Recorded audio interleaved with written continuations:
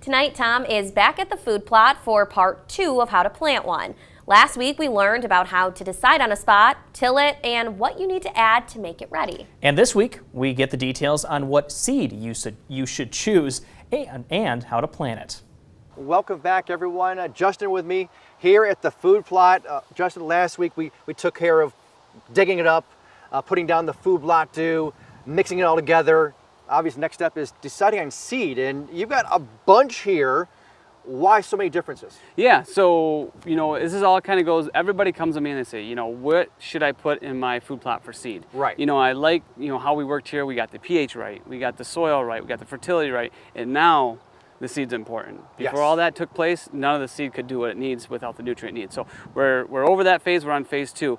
The seed, I think, is important depending on the size of the food plot you have. So if you have a small food plot, you have a lot of deer, you need something like the Morgan Big Buck, or our new one this year is a grazing brassica. Okay. And the grazing brassica is a brassica, so it's your turnips, your radishes, and it allows it to be chewed on, and it continues to grow through, where a lot of brassicas don't like to be chewed on. They kind of they stun them down a little bit. So this is a grazing brassica. It's a new seed that we have this year, and it can be put and planted in a small area. All right, so that's the plan for this one right here? Yeah, so this year we're going to come in with the grazing brassica and then also the top shelf. 2 different ways you can spread seed. You can spread seed with this bag spreader, or you can spread it if you have the Plot Master. Both can be easy depending on how you look at it. Yes.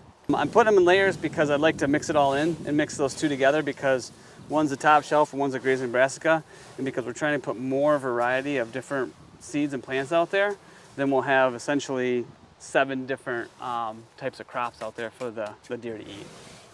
So this is the drag behind it. Anytime when you use the Plot Master, the seed's going to spread between here. And when the seed falls down, you always want to make seed to soil contact. So you want to bury that seed, just put a little bit of soil over top of that seed and drag it in, and that'll help keep the moisture around the seed so it can germinate and start growing. So Justin, we've been talking about this Plot Master for a couple of years now. It's like you got everything going on in one big unit. Yeah, the Plot Master is nice because you got your tillage, you got, your under behind, you got the chisel we had before. Now we got the drag, and then in behind that is the roller, and what that's doing is just pushing that seed down so it makes a nice bed with that seed and presses that seed into the ground.